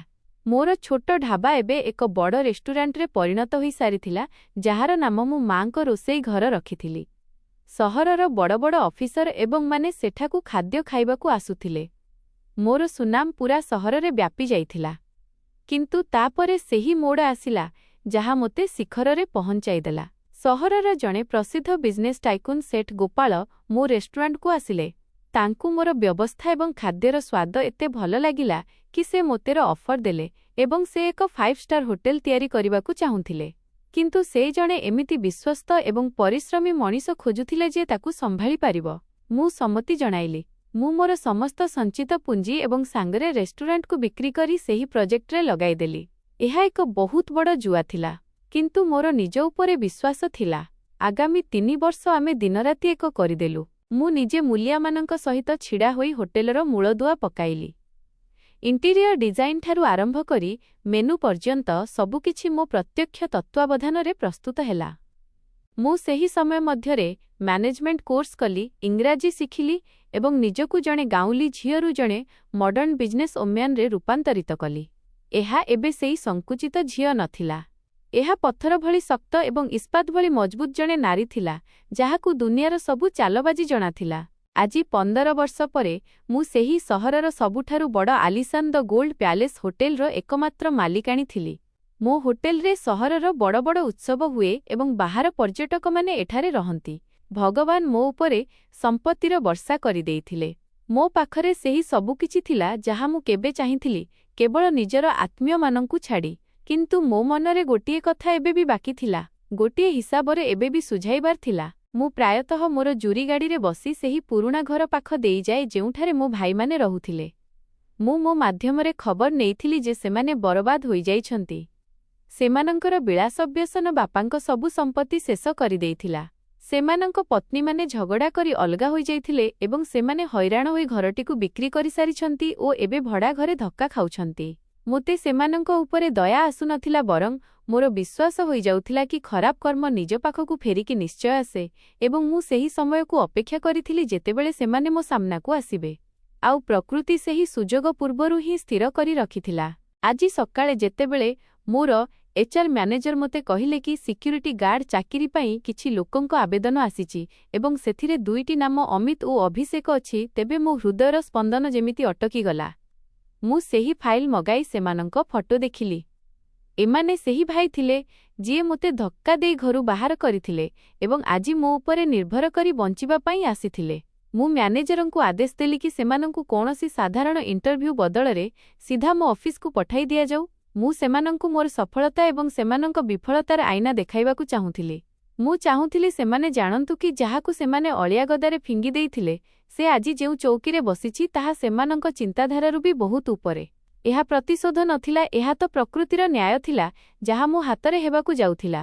ମୁଁ ମୋ ଚୌକି ସମ୍ଭାଳିଲି। ଚେହେରାରେ ସେହି କଠୋରତା ଥିଲା ଯାହା ସେହି 15 ବର୍ଷ ମୋତେ ଶିଖାଇଥିଲା ଏବଂ ସେମାନଙ୍କ ଆସିବାକୁ ଅପେକ୍ଷା କଲି। କବାଟରେ ଦସ୍ତକ ହେଲା ଏବଂ ମୋ ମନ ଡାକି ଉଠିଲା, ଆସ୍, ତୁମର ଅଲକ୍ଷଣୀ ଭଉଣୀ ତୁମକୁ ସ୍ୱାଗତ କରିବା ପାଇଁ ପ୍ରସ୍ତୁତ ଅଛି। ଯେତେବେଳେ ଅମିତ ଏବଂ ଅଭିଷେକ ଭାଇ ଏହି ଅଫିସରେ ପ୍ରବେଶ କଲେ, ସେମାନଙ୍କ ଆଖି ଖୋଲା ରହିଗଲା। ଏହା ସେହି ଜମି ଥିଲା ଯାହାକୁ ସେମାନେ ବିକି ଦେଇଥିଲେ ଏବଂ ଆଜି ଏହି ଜମି ଉପରେ ଏତେ ଆଲିଶାନ ହୋଟେଲ ଛିଡ଼ା ହୋଇଥିଲା। ଆଉ ଯେତେବେଳେ ସେମାନଙ୍କ ନଜର ମୋ ଉପରେ ପଡ଼ିଲା, ସେମାନେ ଏକ ମୁହୂର୍ତ୍ତ ପାଇଁ ଥମିଗଲେ। ବୋଧହୁଏ ଅତୀତର କୌଣସି ଭୁଲିଯାଇଥିବା ସ୍ମୃତି ସେମାନଙ୍କ ମୁଣ୍ଡକୁ ଆସିଲା, ଯାହାକୁ ସେମାନେ ଝଟକାଇ ଦେଲେ। ଭଲ, ସେହି ଅଲକ୍ଷଣୀ ଭଉଣୀ ଏତେ ବଡ଼ ହୋଟେଲରେ କ'ଣ କରୁଥିବ? କିନ୍ତୁ ଯେତେବେଳେ ମୁଁ ସେହି କାଗଜ ସେମାନଙ୍କ ଆଡ଼କୁ କଲି, ସେମାନେ ସ୍ତବ୍ଧ ହୋଇଗଲେ। ଅମିତ ଭାଇ ଥରୁଥିବା ହାତରେ ସେହି କାଗଜ ଉଠାଇ ପଢ଼ିଲେ ଏବଂ ତାଙ୍କ ଚେହେରାର ରଙ୍ଗ ବଦଳିଗଲା। ଅମିତ ଭାଇଙ୍କ ହାତରୁ ସେହି କାଗଜ ଖସି କାଳିନ ଉପରେ ପଡ଼ିଲା, ତେବେ ଏମିତି ଲାଗିଲା ଯେମିତି କୌଣସି ବଡ଼ ପାହାଡ଼ ତାଙ୍କ ମୁଣ୍ଡ ଉପରେ ଖସି ପଡ଼ିଛି। କୋଠରୀରେ ଛାଇଥିବା ମୃତ୍ୟୁ ଭଳି ନୀରବତା ମଧ୍ୟରେ ଏହି କାଗଜ ପଡ଼ିବାର ଶବ୍ଦ କୌଣସି ବିସ୍ଫୋରଣଠାରୁ କମ୍ ନଥିଲା। ତାପରେ ଅଭିଷେକ ଭାଇ ଯେତେବେଳେ ନଇପଡ଼ି ସେହି କାଗଜ ଉଠାଇଲେ ଏବଂ ତାର ପ୍ରଥମ ଧାଡ଼ି ଉପରେ ନଜର ପଡ଼ିଲା, ତେବେ ତାଙ୍କ ଗଳାରୁ ଏମିତି ଏକ ଚିତ୍କାର ବାହାରିଲା ଯାହା ଜଣେ ଆହତ ପଶୁର ହୋଇଥାଏ। ସେହି କାଗଜ କୌଣସି ସାଧାରଣ ଉଇଲ୍, ଇଚ୍ଛାପତ୍ର ନଥିଲା, ବରଂ ସେମାନଙ୍କ ବାପା ଚୌଧୁରୀ ଦିନେଶଙ୍କ ସେହି ଶେଷ ନିଷ୍ପତ୍ତି ଥିଲା, ଯାହା ସେ ନିଜ ମୃତ୍ୟୁର କିଛି ମାସ ପୂର୍ବରୁ ଓକିଲଙ୍କ ପାଖରେ ଗୁପ୍ତ ଭାବରେ ଲେଖାଇଥିଲେ ଏବଂ ଯାହାକୁ ଆଜି 15 ବର୍ଷ ପରେ ପ୍ରଥମ ଥର ପାଇଁ ଖୋଲାଯାଇଥିଲା। ସେଥିରେ ଲେଖାଥିଲା, ମୋର ସବୁ ସମ୍ପତ୍ତି, ଫ୍ୟାକ୍ଟ୍ରି ଏବଂ ହଭେଲିର ରୌନକ ତ ମୋ ଝିଅ କାୟରା ପାଇଁ ହିଁ ଅଛି ଏବଂ ବଡ଼ବଡ଼ିଆ ମଧ୍ୟ ମୋତେ କହିଛନ୍ତି କି ଯେଉଁଦିନ ଏହି ଝିଅ ମୋ ଘରୁ ବାହାରିବ, ମୋର ସବୁକିଛି ମାଟି ହୋଇଯିବ। ତଥାପି ମୁଁ ଏହି ଉଇଲ୍ କରୁଛି କି ଯଦି ମୋ ପୁଅମାନେ ମରିବା ପରେ କାୟରାକୁ ସମ୍ମାନର ସହ ରଖିବେ, ତେବେ ସମସ୍ତଙ୍କୁ ସମାନ ଭାଗ ମିଳିବ। କିନ୍ତୁ ଯଦି ସେମାନେ ତାକୁ ଘରୁ ବାହାର କରିଦିଅନ୍ତି, ତାର ହକ୍ ଛଡ଼ାଇ ନିଅନ୍ତି, ତେବେ ସେହି ମୁହୂର୍ତ୍ତରୁ ମୋର ସମସ୍ତ ସମ୍ପତ୍ତି ଆଇନଗତ ଭାବେ କେବଳ ଏବଂ କେବଳ କାୟରା ନାମରେ ହିଁ ହେବ ଏବଂ ମୋ ପୁଅମାନେ ଏହି ସମ୍ପତ୍ତିର ଗୋଟିଏ କପର୍ଦ୍ଦକର ବି ଦାର ରହିବେ ନାହିଁ। ଏହା ପଢ଼ିବା ମାତ୍ରେ ଅଭିଷେକ ଭାଇ ଏବଂ ଅମିତ ଭାଇଙ୍କ ପାଦ ତଳୁ ମାଟି ଖସିଗଲା। ବରଂ ସେମାନଙ୍କ ଉପରେ ଆକାଶ ଛିଣ୍ଡି ପଡ଼ିଲା। ସେ ଦୁହେଁ ଆଖି ବିସ୍ଫୋରିତ କରି କେତେବେଳେ ସେହି କାଗଜକୁ ତ କେତେବେଳେ ସାମ୍ନାରେ ବସିଥିବା ସେହି ନାରୀକୁ ଚାହୁଁଥିଲେ, ଯାହାକୁ ସେମାନେ କିଛି ମୁହୂର୍ତ୍ତ ପୂର୍ବରୁ କେବଳ ଜଣେ ଧନୀ ମାଲିକାଣୀ ଭାବୁଥିଲେ। ସେମାନଙ୍କ ମୁଣ୍ଡକୁ 15 ବର୍ଷ ପୂର୍ବର ସେହି ରାତି ମନେ ପଡ଼ିଗଲା, ଯେତେବେଳେ ସେମାନେ ଜଣେ ଅସହାୟ ଝିଅକୁ ଧକ୍କା ଦେଇ ବାହାର କରିଥିଲେ ଏବଂ ଆଜି ସେହି ଝିଅ ସେମାନଙ୍କ ସାମ୍ନାରେ ବସିଥିଲା। ମୋ ମଥାରେ ଏକ ଶୀତଳ ଏବଂ ପଥର ଭଳି ଭାବ ଥିଲା। ମୁଁ ଧୀରେ ନିଜ ଚୌକି ବୁଲାଇଲି ଏବଂ ସେମାନଙ୍କ ଆଖିରେ ଆଖି ମିଶାଇ ପ୍ରଥମ ଥର ପାଇଁ ପାଟି ଖୋଲିଲି, ଆଉ ମୋ ସ୍ୱରରେ ସେହି ତୀକ୍ଷ୍ଣତା ଥିଲା ଯେଉଁଥିରେ ଦୁଇ ଭାଇଙ୍କ କଲିଜା ବିଦାରୀ ହୋଇଗଲା। ମୁଁ କହିଲି, କ'ଣ ହେଲା? ଚିହ୍ନିବାରେ ଏତେ ଡେରି କାହିଁକି କଲ? ଅମିତ ଭାଇ ଏବଂ ଅଭିଷେକ ଭାଇ, କ'ଣ 15 ବର୍ଷର ସମୟ ଏତେ ଲମ୍ବା ଯେ ତୁମେ ନିଜ ରକ୍ତର ଗନ୍ଧ ବି ଭୁଲିଗଲ? ମୋ ପାଟିରୁ ନିଜ ନାମ ଏବଂ ଭାଇ ଶବ୍ଦ ଶୁଣି ସେମାନଙ୍କ ଉପରେ ଯେମିତି ବିଜୁଳି ମାରିଲା। ଅମିତ ଭାଇ ତ ଥରଥର ହୋଇ ପଛକୁ ଘୁଞ୍ଚିଗଲେ ଏବଂ କାନ୍ଥର ସହାରା ନେଲେ। ତାଙ୍କ ଶୁଖିଲା ଓଠ ହଲିଲା ଏବଂ କଷ୍ଟରେ ତାଙ୍କ ପାଟିରୁ ବାହାରିଲା, କାୟରା, ତୁମେ, ଏହା କିପରି ହୋଇପାରେ? ସେହି ଅଲକ୍ଷଣୀ ତ କେଉଁଠି ରାସ୍ତାରେ ମରିସାରିଥିବ। ମୁଁ ମେଜ୍ ଉପରେ ଜୋରରେ ହାତ ମାରିଲି, ଯେଉଁଥିରେ ସେ ଦୁହେଁ ଡେଇଁ ପଡ଼ିଲେ। ଖବରଦାର, ଯଦି ଏବେ ସେହି ଶବ୍ଦ ନିଜ ପାଟିରୁ ବାହାର କରିଛ। ମୁଁ ଗର୍ଜନ କରି କହିଲି, ଦେଖ, ଭଲ କରି ଦେଖ। ଯାହାକୁ ତୁମେ ଅଲକ୍ଷଣୀ କହୁଥିଲ, ଆଜି ସେ ସହରର ସବୁଠାରୁ ବଡ଼ ହୋଟେଲର ମାଲିକାଣୀ। ଆଉ ଯାହାକୁ ତୁମେ ଭାଗ୍ୟବାନ ଭାବୁଥିଲ, ଅର୍ଥାତ୍ ନିଜକୁ, ଆଜି ମୋ ପାଖରେ ମୁଠେ ଦାନା ପାଇଁ ମୋ ଦୁଆରେ ଭିକାରୀ ହୋଇ ଛିଡ଼ା ହୋଇଛ। କୁହ, ଅଲକ୍ଷଣୀ କିଏ ଥିଲା, ମୁଁ ନା ତୁମେ? ସେ ଦୁହେଁ ପଥର ପାଲଟି ଛିଡ଼ା ହୋଇଥିଲେ। ସେମାନଙ୍କ ଆଖିରୁ ଲୁହ ଧାର ଧାର ହୋଇ ବୋହିବାକୁ ଲାଗିଲା। ଏହି ଲୁହ ଦୁଃଖର ନଥିଲା, ବରଂ ସେହି ଭୟର ବାସ୍ତବତା ଥିଲା ଯେ ସେମାନେ ନିଜ ଖୁସିକୁ ନିଜ ହାତରେ ହତ୍ୟା କରିଥିଲେ। ସେହି ହଭେଲି, ଫ୍ୟାକ୍ଟ୍ରି ଯାହା ସେମାନେ ମୋତେ ବାହାର କରିବା ପରେ ବିଳାସରେ ଉଡ଼ାଇ ଦେଇଥିଲେ, ତାହା ପ୍ରକୃତରେ ଆଇନଗତ ଭାବେ ସେମାନଙ୍କର ନଥିଲା। ସେମାନେ ଜଣେ ପରର ଆମାନତକୁ ଖାଇଥିଲେ ଏବଂ ଏବେ ସେହି ଉଇଲ୍ ପ୍ରମାଣ କରୁଥିଲା କି ସେମାନେ କେବଳ ଆଇନଗତ ଅପରାଧୀ ନୁହନ୍ତି। ଓକିଲ ମୋତେ ବହୁତ ଖୋଜିଥିଲେ, ଯେମିତି ମୋତେ ପାଇଁ ସବୁ ସମ୍ପତ୍ତି ମୋ ନାମରେ କରିପାରିବେ। କିନ୍ତୁ ଯେତେବେଳେ ମୁଁ 5 ବର୍ଷ ପରେ ସେହି ଓକିଲଙ୍କ ପାଖକୁ ଗଲି, ତେବେ ଓକିଲ ଆଶ୍ଚର୍ଯ୍ୟ ହେଲେ। ସେ ଶୁଣିଥିଲେ କି ମୁଁ କୌଣସି ପୁଅ ସହିତ ପଳାଇଛି, ତେଣୁ ସେହିକୁ ଓକିଲ ମୋ ଆସିବା ପର୍ଯ୍ୟନ୍ତ ଅଟକାଇ ରଖିଥିଲେ। ଯେତେବେଳେ ମୁଁ ଉଇଲ୍ ପଢ଼ିଲି ତ ଭାବିନେଲି କି ଏବେ ଭାଇମାନଙ୍କୁ ଏହି ସମ୍ପତ୍ତିରେ ମଜା କରିବାକୁ ଦିଅ। ଯେତେବେଳେ ସମୟ ଆସିବ, ସେତେବେଳେ ମୁଁ ସେମାନଙ୍କୁ ସେମାନଙ୍କ ଔକାତ ମନେ ପକାଇଦେବି। ଆଉ ଆଜି ସେହି ସମୟ ଆସିଯାଇଥିଲା। ମୁଁ କହିଲି କି, ତୁମେ ଜାଣିଛ, ଏହି ହୋଟେଲ ଯେଉଁ ଜମି ଉପରେ ତିଆରି ହୋଇଛି, ଏହା ସେହି ଜମି ଯାହା ବାପା ତୁମ ନାମରେ କରିଥିଲେ, କିନ୍ତୁ କରଜ ଯୋଗୁଁ ତୁମେ ତାକୁ ବିକ୍ରି କରିଦେଇଥିଲା। ମୁଁ ତାକୁ କିଣିଲି ଏବଂ ଆଜି ମୁଁ ତୁମ ଜମିର ମାଲିକାଣୀ, ଯେଉଁଠି ତୁମେ ଜଗୁଆଳି ଚାକିରି ମାଗିବାକୁ ଆସିଛ। ପ୍ରକୃତିର ଖେଳ ଦେଖ। ତୁମେ ମୋର ଚାକର ହେବା ପାଇଁ ମଧ୍ୟ ଯୋଗ୍ୟ ନୁହେଁ, କିନ୍ତୁ ମୁଁ ତୁମକୁ ଏଠାକୁ ଏଥିପାଇଁ ଡାକିଛି ଯେମିତି ତୁମକୁ କହିପାରିବି କି ଭଗବାନଙ୍କ ଠେଙ୍ଗାରେ ଶବ୍ଦ ନାହିଁ। ତୁମେ ମୋତେ ସେହି ରାତିରେ ଘରୁ ବାହାର କରିବା ସମୟରେ କହିଥିଲ ନା କି ଯାଅ ନିଜର ବ୍ୟବସ୍ଥା କରିନିଅ। ଆଜି ମୁଁ ତୁମକୁ କହୁଛି କି ଯେଉଁ ଘରେ ତୁମେ ରହୁଛ, ସେହି ଘର ବି ଏହି ଉଇଲ୍ ଅନୁସାରେ ମୋର ସମ୍ପତ୍ତି, ଯାହାକୁ ମୁଁ କିଛି ଦିନରେ ଦଖଲ କରିନେବି। ଅର୍ଥାତ୍ ଏବେ ତୁମ ମୁଣ୍ଡ ଉପରେ ଯେଉଁ ଶେଷ ଛାତ ବାକି ଅଛି, ତାର ମାଲିକାଣୀ ମଧ୍ୟ ମୁଁ ହିଁ। ଯଦି ମୁଁ ଚାହିଁବି, ତେବେ ଏବେ ଏବଂ ଏହି ମୁହୂର୍ତ୍ତରେ ଏହି ଘରୁ ମଧ୍ୟ ତୁମକୁ ବାହାର କରିଦେଇପାରିବି, ଆଉ ତୁମେ ସେହି ରାସ୍ତାକୁ ଆସିଯିବ ଯେମିତି 15 ବର୍ଷ ପୂର୍ବେ ମୁଁ ଆସିଥିଲି। ମୋର ଏହି ଶବ୍ଦ ଶୁଣିବା ମାତ୍ରେ ସେହି ଦୁଇ ଭାଇଙ୍କର ବାକି ଥିବା ସାହସ ମଧ୍ୟ ଭାଙ୍ଗିଗଲା। ସେମାନଙ୍କୁ ନିଜ ପତ୍ନୀ ଏବଂ ପିଲାମାନଙ୍କ କଥା ମନେ ପଡ଼ିଲା, ଯେଉଁମାନେ ଘରେ ଭୋକିଲା ବସିଥିଲେ ଏବଂ ଯାହାଙ୍କ ମୁଣ୍ଡ ଉପରୁ ଛାତ ଛିନେଇ ହେବାର ଭୟ ଏବେ ବାସ୍ତବତା ପାଲଟି ସାରିଥିଲା। ସେମାନଙ୍କ ଗର୍ବ, ସେମାନଙ୍କ ଅହଙ୍କାର, ସେମାନଙ୍କର ସେହି ପୁରୁଷପଣିଆ ସବୁକିଛି ମୋ ପାଦ ତଳେ ଲୋଟି ପଡ଼ିଲା। ଅମିତ ଭାଇ, ଯିଏ କେବେ ଘରେ ସବୁଠୁ ଆଗରେ ରହି ନିଜ ନିଷ୍ପତ୍ତି ଚଲାଉଥିଲେ, ଦୌଡ଼ି ଆସିଲେ ଏବଂ ମୋ ପାଦ ତଳେ ପଡ଼ିଗଲେ। ସେ ମୋ ଜୋତା ଧରି ପକାଇଲେ ଏବଂ କାନ୍ଦି କାନ୍ଦି କହିଲେ, କାୟରା, ଆମକୁ କ୍ଷମା କରିଦିଅ। ଭଉଣୀ, ଆମେ ଅନ୍ଧ ହୋଇଯାଇଥିଲୁ। ଆମକୁ ଜଣାନାହିଁ କ'ଣ ହୋଇଯାଇଥିଲା। ଆମକୁ ସମ୍ପତ୍ତିର ଲୋଭ ଆସିଯାଇଥିଲା। ଭଗବାନଙ୍କ ଲାଗି ଆମକୁ ରାସ୍ତାକୁ ଆଣ ନାହିଁ। ଆମର ଛୋଟ ଛୋଟ ପିଲା ଅଛନ୍ତି। ସେମାନେ କୁଆଡ଼େ ଯିବେ? ଆମେ କୁକୁର, ଆମେ ନୀଚ। ଆମେ ତୁମ ଉପରେ ଅତ୍ୟାଚାର କରିଛୁ। କିନ୍ତୁ ତୁମେ ତ ଆମର ଭଉଣୀ ନା, ବାପାଙ୍କର ପ୍ରକୃତ ଝିଅ। କିଛି ଦୟା କର କାୟରା, ଦୟା କର। ଅଭିଷେକ ଭାଇ ମଧ୍ୟ ତାଙ୍କ ସହିତ ଜମିରେ ପଡ଼ିଗଲେ ଏବଂ ନାକ ଘଷିବାକୁ ଲାଗିଲେ। ତୁ 100 ଜୋତା ମାରିଲେ ବି ଆମେ ସହିବୁ, କିନ୍ତୁ ଆମକୁ ବେଘର କର ନାହିଁ। ଆମକୁ ପୋଲିସ ହାତରେ ଦିଅ ନାହିଁ। ଆମେ ଏହିକୁ ମାନୁଛୁ। ଆମେ ସବୁ ଦଣ୍ଡ ପାଇଁ ପ୍ରସ୍ତୁତ। ବସ୍ ଆମ ମୁଣ୍ଡ ଉପରୁ ଛାତ ଛଡ଼ାଇ ନିଅ ନାହିଁ। ଦେଖନ୍ତୁ ଆମେ ତୋର ବଡ଼ ଭାଇ। ମୁଁ ମୋ ପାଦ ପଛକୁ ଘୁଞ୍ଚାଇ ନେଲି, ଯେମିତି କୌଣସି ଅଳିଆରୁ ନିଜକୁ ବଞ୍ଚାଉଛି। ମୋ ଆଖିରେ ଏବେ ବି ସେହି ଶୀତଳତା ଥିଲା। ମୁଁ ଘୃଣାରେ ସେମାନଙ୍କୁ ଚାହିଁଲି ଏବଂ କହିଲି କି ଡାକ ନାହିଁ ମୋତେ ଏହି ସମ୍ପର୍କରେ। ଯେତେବେଳେ ମୁଁ ତୁମ ପାଦ ଧରିଥିଲି ସେତେବେଳେ ତୁମର ମନେ ପଡ଼ିଲା ନାହିଁ କି ମୁଁ ତୁମର ଭଉଣୀ। ଯେତେବେଳେ ମୁଁ କହିଥିଲି କି ମୁଁ ତୁମର ଚାକରାଣୀ ହୋଇ ବି ରହିଯିବି ସେତେବେଳେ ତୁମେ ମୋତେ ଧକ୍କା ଦେଇଥିଲ। ଆଜି ଯେତେବେଳେ ସମୟର ଚକ ଘୂରିଗଲା ସେତେବେଳେ ତୁମକୁ ସମ୍ପର୍କ ମନେ ପଡ଼ୁଛି। ଏହି ଲୁହ ଯାହା ତୁମେ ବହାଉଛ ଏହା ଅନୁତାପର ନୁହେଁ। ଏହା କେବଳ ନିଜ ଜୀବନ ବଞ୍ଚାଇବା ପାଇଁ। ତୁମେ ଆଜି ବି ସେଇଆ ଅଛ, ସ୍ୱାର୍ଥପର। ଫରକ କେବଳ ଏତିକି କି କାଲି ତୁମେ ଶକ୍ତିଶାଳୀ ଥିଲ ଏବଂ ମୁଁ ଦୁର୍ବଳ। ଆଜି ମୁଁ ଶକ୍ତିଶାଳୀ ଏବଂ ତୁମେ ଦୁର୍ବଳ। ମୁଁ ମୋ ଚୌକିରୁ ଉଠି ଛିଡ଼ା ହେଲି।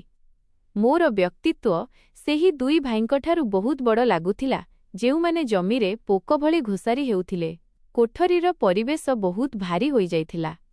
ମୋର ଗୋଟିଏ ଇସାରା ସେମାନଙ୍କ ଜୀବନ ଶେଷ କରିଦେଇ ପାରିଥାନ୍ତା। ମୁଁ ସେମାନଙ୍କୁ ଜେଲ୍ ମଧ୍ୟ ପଠାଇ ପାରିଥାନ୍ତି, କାରଣ ସେମାନେ ଜାଲିଆତି କରି ସମ୍ପତ୍ତି ବିକିଥିଲେ। ମୁଁ ସେମାନଙ୍କୁ ସେହି ମୁହୂର୍ତ୍ତରେ ଘରୁ ବାହାର କରି ରାସ୍ତାକୁ ଆଣିପାରିଥାନ୍ତି। ସେମାନଙ୍କ ଜୀବନର ଶେଷ ଆଶା ମଧ୍ୟ ଛଡ଼ାଇ ନେଇପାରିଥାନ୍ତି। ମୋ ହାତରେ ଶକ୍ତି ଥିଲା ଏବଂ ହୃଦୟରେ 15 ବର୍ଷ ପୁରୁଣା କ୍ଷତର ଯନ୍ତ୍ରଣା, ଯାହା ଆଜି ବି ସତେଜ ଥିଲା। ମୁଁ ଝରକା ଆଡ଼କୁ ବୁଲିଲି ଏବଂ ବାହାରକୁ ଚାହିଁବାକୁ ଲାଗିଲି। ଭାଇମାନେ କ୍ରମାଗତ ଭାବେ କାନ୍ଦୁଥିଲେ ଏବଂ କ୍ଷମା ମାଗୁଥିଲେ। କିନ୍ତୁ ମୁଁ ନୀରବ ଥିଲି, ସମ୍ପୂର୍ଣ୍ଣ ନୀରବ। ମୋର ନୀରବତା ସେମାନଙ୍କ ଜୀବନ ବାହାର କରିଦେଉଥିଲା। କୋଠରୀରେ କେବଳ ସେମାନଙ୍କ ସିକ୍କା ଶବ୍ଦ ଶୁଭୁଥିଲା। ମୁଁ ଏକ ଦୀର୍ଘଶ୍ୱାସ ନେଲି ଏବଂ ବୁଲି ସେମାନଙ୍କୁ ଚାହିଁଲି। ମୋ ଚେହେରାରେ ଏବେ ରାଗ ନଥିଲା, ବରଂ ଏକ ଅଜବ ଶାନ୍ତି ଏବଂ ନିଷ୍ପତ୍ତିର ପ୍ରଭାବ ଥିଲା। ଏବେ ମୁଁ ନିଜ ପାଟିରୁ ଆଦେଶ ଜାରି କରିନଥିଲି। ମୁଁ ସେମାନଙ୍କୁ ଆଉ କିଛି ସମୟ ଏହି କଷ୍ଟରେ ରଖିବାକୁ ଚାହୁଁଥିଲି, କାରଣ ମୃତ୍ୟୁଠାରୁ ଅଧିକ ଭୟଙ୍କର ହେଉଛି ମୃତ୍ୟୁର ଅପେକ୍ଷା। ଆଉ ଦୁଇ ଭାଇ ଏହି ସମୟରେ ନରକର ଦ୍ୱାରଦେଶରେ ଛିଡ଼ା ହୋଇଥିଲେ, ଯେଉଁଠୁ ଫେରିବାର ରାସ୍ତା କେବଳ ମୋର ହଁ କିମ୍ବା ନାରେ ହିଁ ଲୁଚି ରହିଥିଲା। ମୋ ଓଠରେ ଅଟକି ରହିଥିବା ନିଷ୍ପତ୍ତି କୋଠରୀର ପରିବେଶକୁ ଆହୁରି ଭାରୀ କରିଦେଲା। ଭାଇମାନଙ୍କ ନଜର ମୋ ନିଷ୍ପତ୍ତି ଉପରେ ହିଁ ଅଟକି ରହିଥିଲା। ମୁଁ ମେଜ୍ ଉପରେ ରଖାଯାଇଥିବା ଇଣ୍ଟରକମ୍ ବଟନ୍ ଦବାଇଲି ଏବଂ ସିକ୍ୟୁରିଟି ଗାର୍ଡଙ୍କ ଭିତରକୁ ଡାକିଲି। ପର ମୁହୂର୍ତ୍ତରେ 3 ଜଣ ଗାର୍ଡ କୋଠରୀକୁ ପ୍ରବେଶ କଲେ। ମୁଁ ଘୃଣାଭରା ଦୃଷ୍ଟିରେ ଭାଇମାନଙ୍କୁ ଚାହିଁଲି ଏବଂ ଗମ୍ଭୀର ସ୍ୱରରେ କହିଲି କି ଏହି 2 ଜଣଙ୍କୁ ତୁରନ୍ତ ମୋ ଅଫିସରୁ ବାହାର କରିଦିଅ। ଆଉ ଶୁଣି ରଖ ଅମିତ ଏବଂ ଅଭିଷେକ ଭାଇ, ତୁମ ପାଖରେ ସମୟ କେବଳ ଆଜି ରାତି ପର୍ଯ୍ୟନ୍ତ। ଯାଅ ଏବଂ ସେହି ଘର ଖାଲି କରିଦିଅ ଯାହା ଏବେ ମୋର ସମ୍ପତ୍ତି। କାଲି ସକାଳ 10ଟାରେ ମୁଁ ମୋ ଷ୍ଟାଫ୍ ସହିତ ସେଠାକୁ ଆସିବି। ଆଉ ଯଦି ମୁଁ ସେଠାରେ କାହାକୁ ବି ଦେଖିଲି ତେବେ ମୁଁ ଏମିତି ଅବସ୍ଥା କରିବି ଯାହାକୁ ଦୁନିଆ ଦେଖିବ। ମୁଁ ମଧ୍ୟ ଆପଣମାନଙ୍କୁ ରାସ୍ତାରେ ହଇରାଣ ହେବାର ଦେଖିବାକୁ ଚାହୁଁଛି, ଠିକ୍ ସେମିତି ଯେମିତି ଆପଣମାନେ ମୋ ସହ କରିଥିଲେ। ତାପରେ ଗାର୍ଡମାନେ ସେମାନଙ୍କୁ ବାହୁରୁ ଧରି ଘୋଷାରି ଘୋଷାରି ବାହାରକୁ ବାହାର କରିଦେଲେ। ସେମାନେ ଚିତ୍କାର କରୁଥିଲେ, ଗୁହାରି କରୁଥିଲେ, କିନ୍ତୁ ମୁଁ ମୋ ଚୌକି ବୁଲାଇଦେଲି ଏବଂ ସେମାନଙ୍କ ସ୍ୱରଲିଫ୍ଟ କବାଟ ବନ୍ଦ ହେବା ସହିତ ଧିମା ହୋଇଗଲା। ସେହି ସନ୍ଧ୍ୟାରେ ଯେତେବେଳେ ସେମାନେ ଘରେ ପହଞ୍ଚିଲେ ସେଠାରେ ହାହାକାର ମଚିଗଲା। ସେମାନେ ଯେତେବେଳେ ନିଜ ପତ୍ନୀମାନଙ୍କୁ କହିଲେ କି ସେହି ଘର ଏବେ ବିକ୍ରି ହୋଇସାରିଛି ଏବଂ କିଣିବା ବାଲି ଅନ୍ୟ କେହି ନୁହେଁ ବରଂ ସେହି କାୟରା, ଯାହାକୁ ସେମାନେ ଧକ୍କା ଦେଇ ଘରୁ ବାହାର କରିଥିଲେ, ତେବେ ମେଘା ଏବଂ କାଜଲଙ୍କ ମୁଣ୍ଡରୁ ଓଢ଼ଣି ଖସିପଡ଼ିଲା। ସେହି ରାତି ସେହି ଘରେ ବହୁତ କଷ୍ଟଦାୟକ ଥିଲା। ପିଲାମାନେ ଭୋକରେ ବିକଳ ହେଉଥିଲେ, କାରଣ ସେମାନଙ୍କ ବାପା ଖାଲି ହାତରେ ଫେରିଥିଲେ ଏବଂ ମାଆମାନେ ଭୟରେ ଥରୁଥିଲେ। କାଲି ମୁଣ୍ଡ ଗୁଞ୍ଜିବାକୁ ସ୍ଥାନ ମଧ୍ୟ ରହିବ ନାହିଁ। ସେମାନେ ସାରା ରାତି ଜିନିଷପତ୍ର ବାନ୍ଧୁଥିଲେ, ଠିକ୍ ସେହିପରି ଯେମିତି 15 ବର୍ଷ ପୂର୍ବେ ମୁଁ ମୋର ଛୋଟ ପୁଟୁଳି ବାନ୍ଧିଥିଲି। ସମୟର ଚକ୍ର ଏବେ ପୂରଣ ହୋଇସାରିଥିଲା। ପରଦିନ ସକାଳର ସୂର୍ଯ୍ୟ ଉଇଁଲା ତ ସାଇପଡ଼ିଆରେ ଗାଡ଼ିର ହର୍ଣ୍ଣ ଏବଂ ଟାୟାର ଶବ୍ଦ ସମସ୍ତଙ୍କୁ ଚମକାଇ ଦେଲା। ସେହି ପୁରୁଣା ସାହି ଯେଉଁଠି କେବେ ମୋତେ ଅଲକ୍ଷଣୀ କୁହାଯାଉଥିଲା, ଆଜି ସେଠାରେ 3ଟି ଚକଚକିଆ ଗାଡ଼ି ଆସି ଅଟକିଲା। ସାଇପଡ଼ିଆ ଲୋକେ ଘରୁ ବାହାରି ଆସିଲେ ଏହା ଦେଖିବା ପାଇଁ କି କିଏ ଆସିଛି। ତାପରେ ମୁଁ ଗାଡ଼ିରୁ ଓହ୍ଲାଇଲି। ଆଖିରେ କଳା ଚଷମା ଏବଂ କଳା ପୋଷାକ ପିନ୍ଧିଥିଲି। ମୋର ପ୍ରଭାବ ଏମିତି ଥିଲା ଯେ କାହାର ବି ଆଗକୁ ବଢ଼ିବାକୁ ସାହସ ହେଉନଥିଲା। ମୋ ଇସାରାରେ ଗାର୍ଡ ଆଗକୁ ବଢ଼ି ସେହି ଲୁହାରକୁ ଜୋରରେ ଧକ୍କା ଦେଲା, ଯାହା କେବେ ମୋ ମୁହଁ ଆଗରେ ବନ୍ଦ କରାଯାଇଥିଲା ଏବଂ କବାଟ ଖୋଲିଲା ତ ସାମ୍ନାର ଦୃଶ୍ୟ ଦେଖି ମୋ ପାଦ ସେଇଠି ଅଟକିଗଲା। ବୈଠକ ଘରେ ଜିନିଷପତ୍ରର ପୁଟୁଳି ପଡ଼ିଥିଲା ଏବଂ ଏକ କୋଣରେ ମେଘା ଏବଂ କାଜଲ ନିଜ ପିଲାମାନଙ୍କୁ ଛାତିରେ ଲଗାଇ ବସିଥିଲେ। ସେମାନଙ୍କ ପୋଷାକ ମଇଳା ଏବଂ ଚେହେରା ଲାଲ ହୋଇଯାଇଥିଲା। ସେହି ସ୍ତ୍ରୀଲୋକମାନେ ଯେଉଁମାନେ କେବେ ରେଶମ ପୋଷାକ ଏବଂ ପ୍ରସାଧନ ବିନା କୋଠରୀରୁ ବାହାରକୁ ବି ବାହାରୁ ନଥିଲେ, ଆଜି ଜଣେ ଭିକାରୀଠାରୁ ବି ଅଧିକ ଖରାପ ଦେଖାଯାଉଥିଲେ। ଅମିତ ଏବଂ ଅଭିଷେକ ଭାଇ ମୁଣ୍ଡ ନୁଆଁଇ ମୋ ସାମ୍ନାକୁ ଆସି ଛିଡ଼ା ହେଲେ। ସେମାନଙ୍କ ହାତ ବନ୍ଧା ହୋଇଥିଲା, ଯେମିତି ଫାଶୀ ପାଇବାକୁ ଥିବା କୌଣସି ଅପରାଧୀ। ମୁଁ ଧୀରେ ଧୀରେ ଚାଲି ଘରର ଅବସ୍ଥା ଦେଖିଲି। କାନ୍ଥରୁ ରଙ୍ଗ ଛାଡ଼ି ଯାଇଥିଲା ଏବଂ ଚାରିଆଡ଼େ ଶୂନ୍ୟତା ନାଚୁଥିଲା। ମୋ ନଜର ହଠାତ୍ କୋଣରେ ଲୁଚି ରହିଥିବା ସେହି 4ଟି ପିଲାଙ୍କ ଉପରେ ପଡ଼ିଲା, ଯେଉଁମାନେ ଭୟଭୀତ ନଜରରେ ମୋତେ ଚାହୁଁଥିଲେ। ସେମାନଙ୍କ ମଧ୍ୟରେ ଜଣେ ଛୋଟ ଝିଅ ଥିଲା, ବୋଧହୁଏ 5 କିମ୍ବା 6 ବର୍ଷର ହେବ।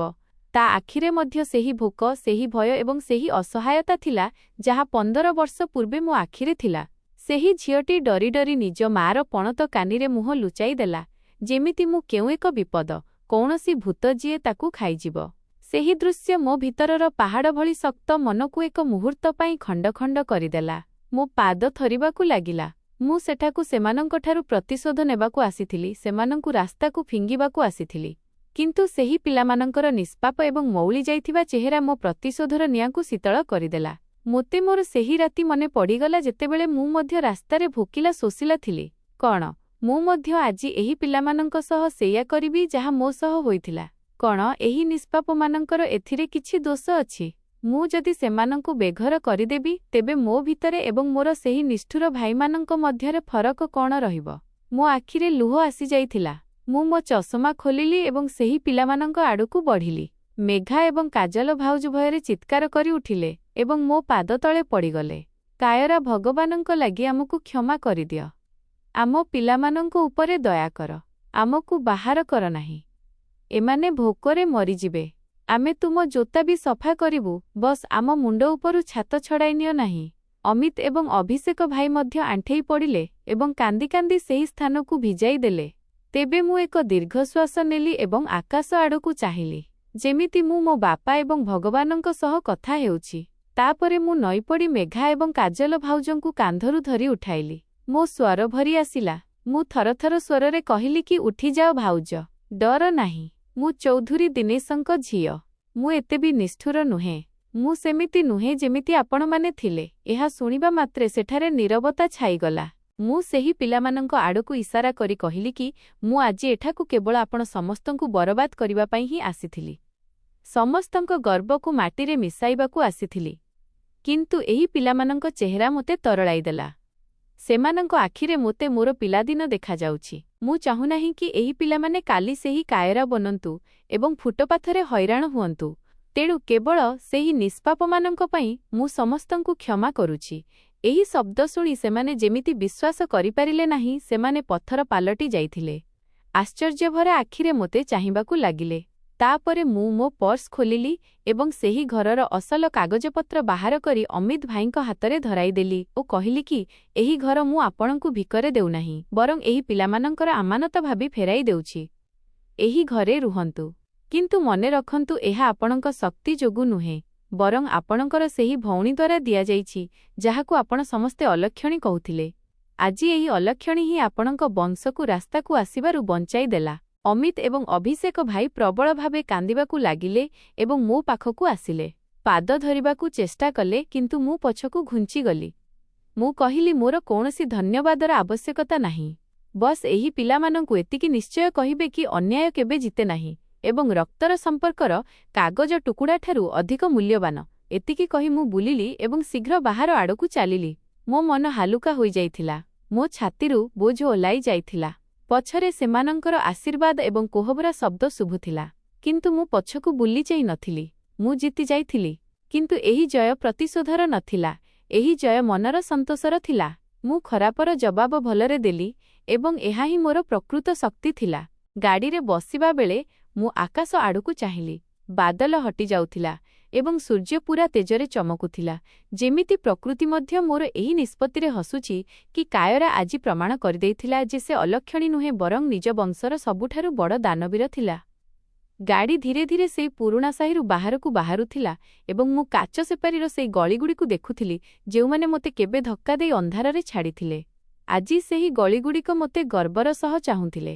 ଲୋକଙ୍କ ଭିଡ଼ ଏବେ ବି ଛିଡ଼ା ହୋଇଥିଲା, କିନ୍ତୁ ସେମାନଙ୍କ ଆଖିରେ ଏବେ ଥଟ୍ଟା ନଥିଲା। ବସ୍ ଆଶ୍ଚର୍ଯ୍ୟ, ସମ୍ମାନ ଏବଂ ଟିକିଏ ଅନୁତାପ ଥିଲା ଯେ ଯାହାକୁ ଅଲକ୍ଷଣୀ କୁହାଯାଉଥିଲା, ଆଜି ସେ ସବୁଠାରୁ ବଡ଼ ଆଲୋକ ହୋଇ ବାହାରିଛି। ମୋ ଭିତରେ ଏକ ଅଜବ ପ୍ରକାରର ଶାନ୍ତି ଥିଲା, ଯାହାକୁ ଜୟ କୁହାଯାଇପାରିବ ନାହିଁ କି ପରାଜୟ। ଯେମିତି ମନ ନିଜକୁ ନିଜେ କୋଳେଇ ନେଇଛି। ଯେମିତି 15 ବର୍ଷର ପୁରୁଣା କ୍ଷତ ଆଜି ପ୍ରଥମ ଥର ପାଇଁ ନିଶ୍ୱାସ ନେଇପାରିଛି। ମୁଁ ସିଟ୍ ଉପରେ ମୁଣ୍ଡ ରଖିଲି ଏବଂ ଆଖି ବନ୍ଦ କରିଦେଲି। ବାପାଙ୍କ ସ୍ୱର ଯେମିତି କାନରେ ଗୁଞ୍ଜରିତ ହେଲା, କାୟରା ନିଜ ରକ୍ତ କେବେ ପ୍ରତିଶୋଧ ନିଏ ନାହିଁ, ବସ ମାନବିକତା ନିଭାଏ। ସେହି ମୁହୂର୍ତ୍ତରେ ମୋ ଆଖି ଭରି ଆସିଲା। ଆଜି ବାପା ଯେଉଁଠି ବି ଥାଆନ୍ତୁ, ମୋତେ ଦେଖି ନିଶ୍ଚୟ ହସୁଥିବେ। ଗାଡ଼ି ମୋଡ଼ କାଟି ଆଗକୁ ବଢ଼ିଲା ଏବଂ ସାହି ପଛରେ ରହିଗଲା। ସବୁଦିନ ପାଇଁ ମୁଁ ଶେଷଥର ପାଇଁ କାଚରେ ନିଜକୁ ଦେଖିଲି। ଏବେ ସେ ଆଉ ସେହି ଡରିଥିବା ସଙ୍କୁଚିତ ଝିଅ ନଥିଲା। ଏବେ ମୁଁ କାୟରା ଚୌଧୁରୀ ଥିଲି, ଯିଏ ଭାଙ୍ଗିଯାଇ ମଧ୍ୟ ନିଷ୍ଠୁର ସାଜିଲି ନାହିଁ, ବରଂ ମାନବିକତାକୁ ବାଛି ନିଜେ ହିଁ ଜିତିଗଲି। ତାପରେ ଅଫିସରୁ ବାହାରକୁ ଆସିଲି ତ ଆକାଶ ପୂରାପୂରି ନିର୍ମଳ ହୋଇଯାଇଥିଲା। ଖରା ଟାଣ ଥିଲା। ମୁଁ ଗାଡ଼ିର କବାଟ ଖୋଲିଲି, କିନ୍ତୁ ବସିବା ପୂର୍ବରୁ ଅଟକିଗଲି। ମୋତେ ଲାଗିଲା କେହି ଜଣେ ମୋତେ ଦେଖୁଛି। ରାସ୍ତାର ସେପାରିରେ ସେହି ଛୋଟ ଝିଅଟି ଛିଡ଼ା ହୋଇଥିଲା, ଯିଏ ସାହିରେ ନିଜ ମା'ର ପଣତ କାନିରେ ଲୁଚି ଯାଇଥିଲା। ବୋଧହୁଏ ଘରୁ ନିଜ ମା' ପଛେ ପଛେ ଆସିଥିଲା। ତାର ବଡ଼ ବଡ଼ ଆଖି ଏବେ ବି ମୋତେ ଦେଖି ଡରୁଥିଲା, କିନ୍ତୁ ସେହି ଭୟ ମଧ୍ୟରେ ଏକ ଭରସା ବି ଥିଲା। ଯେମିତି ତାକୁ ଲାଗୁଥିଲା କି ଏହି ସ୍ତ୍ରୀଲୋକଟି ଖରାପ ନୁହେଁ। ମୁଁ ହାତ ହଲାଇଲି, ସେ ସଙ୍କୋଚ କଲା। ତାପରେ ଛୋଟ ଛୋଟ ପାଦରେ ଆଗକୁ ବଢ଼ିଲା।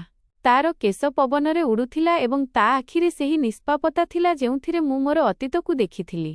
ମୁଁ ତା ଆଡ଼କୁ ନଇପଡ଼ି କହିଲି କି ଡର ନାହିଁ, ମୁଁ ତୁମ ପାଇଁ କିଛି ବି ଖରାପ କରିବି ନାହିଁ। ସେ ଧୀରେ କିନା ହସିଦେଲା ଏବଂ ସେହି ସାମାନ୍ୟ ହସ ମୋ ପାଇଁ ଦୁନିଆର ସବୁଠାରୁ ବଡ଼ ଜୟ ଥିଲା। ମୁଁ ଗାଡ଼ିରେ ବସିଲି, କିନ୍ତୁ ଏଥର ଭାରି ଲାଗୁନଥିଲା। ମନ ଖାଲି ଥିଲା, ଯେମିତି କୌଣସି ବୋଝ ଓହ୍ଲାଇ ଯାଇଛି।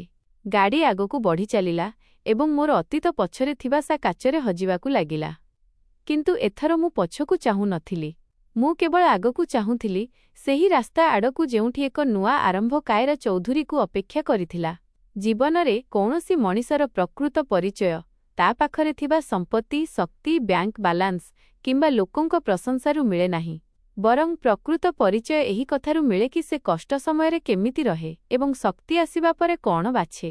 ଆମେ ଅନେକ ସମୟରେ ଏହା ଭାବିନେଉ କି ପ୍ରତିଶୋଧ ନେବା ଦ୍ୱାରା ମନକୁ ଶାନ୍ତି ମିଳିଯିବ କି ଯେଉଁଭଳି ଭାବେ ଦୁନିଆ ଆମକୁ ତଳକୁ ଖସାଇଲା, ଆମେ ମଧ୍ୟ ସେମାନଙ୍କୁ ତଳକୁ ଖସାଇଦେବୁ ଏବଂ ଆମକୁ ନ୍ୟାୟ ମିଳିବ। କିନ୍ତୁ ସତ କଥା ହେଉଛି, ପ୍ରତିଶୋଧ ମନର ନିଆଁକୁ ତ ବଢ଼ାଇଥାଏ, କିନ୍ତୁ କ୍ଷମା ମନର ବୋଝକୁ କମାଇ ଦେଇଥାଏ। ମୋ ପାଖରେ ପ୍ରତିଶୋଧ ନେବାକୁ ସମ୍ପୂର୍ଣ୍ଣ ଶକ୍ତି ଥିଲା। ଆଇନ ମୋ ସହିତ ଥିଲା, ପ୍ରମାଣ ବି ସାଥିରେ ଥିଲା ଏବଂ ସମୟ ମୋ ମୁଠାରେ ଥିଲା। ମୁଁ ଚାହିଁଥିଲେ ମୋର ଗୋଟିଏ ଇସାରାରେ 2ଟି ଘର ଉଜୁଡ଼ି ଯାଇଥାନ୍ତା। 2 ଜଣ ସ୍ତ୍ରୀଲୋକଙ୍କ ମୁଣ୍ଡ ଉପରୁ ଛାତ ଛିନେଇ ହୋଇଯାଇଥାନ୍ତା। 4ଟି ପିଲା ରାସ୍ତାକୁ ଆସିଯାଇଥାନ୍ତେ ଏବଂ ଭାଇମାନେ ସେଇଆ ଭୋଗିଥାନ୍ତେ ଯାହା ମୁଁ 15 ବର୍ଷ ପୂର୍ବେ ଭୋଗିଥିଲି। କିନ୍ତୁ ମୁଁ ସେମିତି କଲି ନାହିଁ, କାରଣ ମାନବିକତା ବନ୍ଦ କୋଠରୀରେ ଲେଖାଯାଇଥିବାଠାରୁ ବହୁତ ବଡ଼। କାରଣ ଭଲ ମଣିଷ ହେବା ପାଇଁ ଶକ୍ତି ନୁହେଁ, ହୃଦୟ ଦରକାର। ଆଉ କାରଣ ଯେଉଁଦିନ ମଣିଷ ନିଜ କଷ୍ଟ ସତ୍ତ୍ୱେ ଭଲପଣକୁ ବାଛିଥାଏ, ସେ ସେହିଦିନ ହିଁ ସବୁଠାରୁ ଅଧିକ ଶକ୍ତିଶାଳୀ ହୋଇଯାଏ। ଏହି ଦୁନିଆ ଆମକୁ ଗୋଟିଏ କଥା ଶିଖାଇଛି କି ଅନ୍ୟାୟ କେବେ ତିଷ୍ଠି ରହେ ନାହିଁ। ମିଛ, ପ୍ରତାରଣା ଏବଂ ଲୋଭ କିଛି ସମୟ ପାଇଁ ନିଶ୍ଚୟ ଜିତିଥାନ୍ତି, କିନ୍ତୁ ଶେଷରେ ସେମାନଙ୍କର ହିଁ ପରାଜୟ ହୁଏ। ଆଉ ମାନବିକତା, କ୍ଷମା ଏବଂ ସତ୍ୟ କିଛି ସମୟ ପାଇଁ ହାରିଲା ଭଳି ଦେଖାଗଲେ ମଧ୍ୟ ଶେଷରେ ଜୟଲାଭ କରି ବାହାରନ୍ତି। ମୋର ଜୟ ଏଥିପାଇଁ ନଥିଲା କି ମୁଁ ସମ୍ପତ୍ତି ଫେରସ୍ତ ପାଇଲି, ଜୟ ଏଥିପାଇଁ ଥିଲା କି ମୁଁ ମୋର ମାନବିକତାକୁ ଭାଙ୍ଗିବାକୁ ଦେଲି ନାହିଁ, ନିଜ ମନକୁ କଳୁଷିତ ହେବାକୁ ଦେଲି ନାହିଁ ଏବଂ ମୋ କାହାଣୀକୁ ରକ୍ତରେ ନୁହେଁ ବରଂ ଭଲପଣରେ ଶେଷ କଲି। କାରଣ ପ୍ରକୃତ ଧନୀ ଟଙ୍କା ପଇସାରୁ ହୁଅନ୍ତି ନାହିଁ। ପ୍ରକୃତ ଧନୀ ସେତିକିବେଳେ ଜଣାପଡ଼ନ୍ତି ଯେତେବେଳେ ମଣିଷ ପ୍ରତିଶୋଧ ବଦଳରେ କ୍ଷମା ଦେଇଥାଏ। ଆଉ ମନେ ରଖନ୍ତୁ, ଯେଉଁ ମଣିଷ ନିଜ ସହ ହୋଇଥିବା ଖରାପ ବ୍ୟବହାରକୁ ଦୋହରାଏ ନାହିଁ, ସେହି ଦୁନିଆରେ ଭଲପଣର ଆରମ୍ଭ କରେ ଏବଂ ସେମିତି ଲୋକ ହିଁ ପ୍ରକୃତରେ ସାହସୀ ହୋଇଥାନ୍ତି। ବନ୍ଧୁଗଣ, ଆଶା କରୁଛି ଆପଣଙ୍କୁ ଆମର ଏହି କାହାଣୀଟି ପସନ୍ଦ ଆସିଥିବ। କାହାଣୀ ପସନ୍ଦ ଆସିଥିଲେ ଭିଡିଓକୁ ଲାଇକ୍ କରନ୍ତୁ, ଚ୍ୟାନେଲରେ ନୂଆ ଥିଲେ ଚ୍ୟାନେଲକୁ ସବସ୍କ୍ରାଇବ୍ କରନ୍ତୁ ଏବଂ ନୋଟିଫିକେସନକୁ ନିଶ୍ଚୟ ଦବାନ୍ତୁ, ଯେମିତି ପରବର୍ତ୍ତୀ ଅପଡେଟ୍ ସବୁଠାରୁ ଆଗେ ଆପଣଙ୍କୁ ମିଳିବ।